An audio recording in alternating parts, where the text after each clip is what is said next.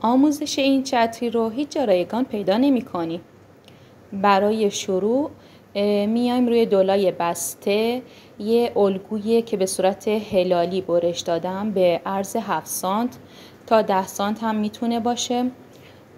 الگو روش میذارم و برش میدم.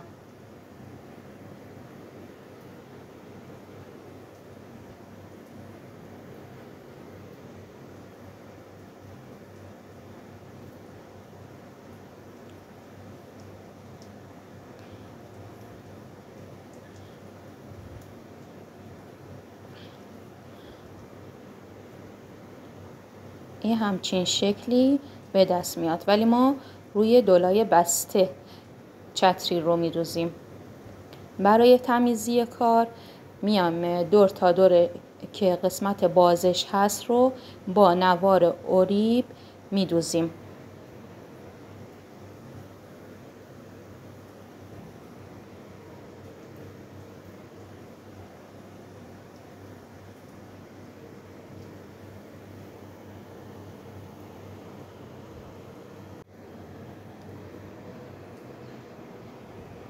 به صورت هلالی دور تا دورش رو نوار اوریب میزنیم.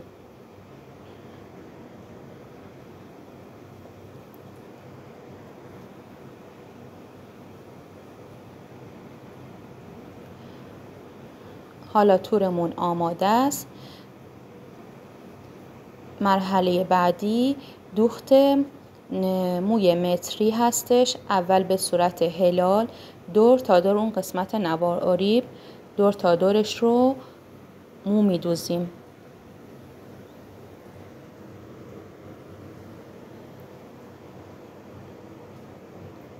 به همین شکل. حالا برای محکم کاری میتونین چند دور روش بدوزین.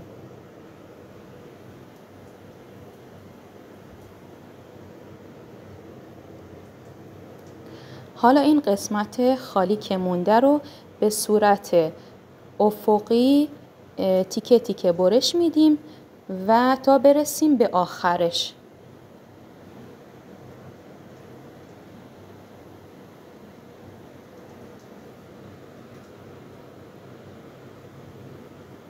به صورت افقی بازم یه تیکه میاریم به اندازه اینجای خالی به صورت افقی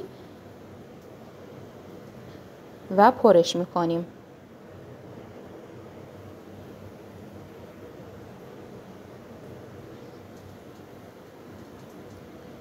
و حالا تیکه آخر رو به اندازه این جای خالی که مونده پرش میکنیم.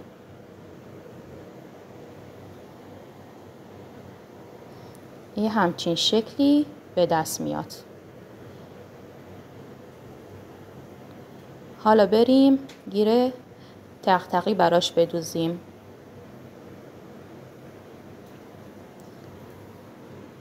برای اینکه روی سر نصب بشه.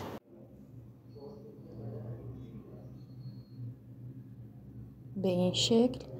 حالا میتونین روی کله مانکن یا روی هر کسی که خواستین چتری رو نصب کنین و کوتاهش کنین. برای کوتاهی مو رو میارم جلو و کوتاه میکنم.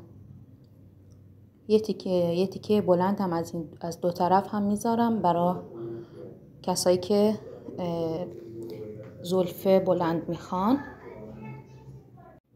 اتو میکشم به صورت داخل اتو کشی میکنم. بعد تا وقتی که داغه دور این برس پیچیم میپیچونم تا بعد میذارم خنک شه و بعد از برس درش میارم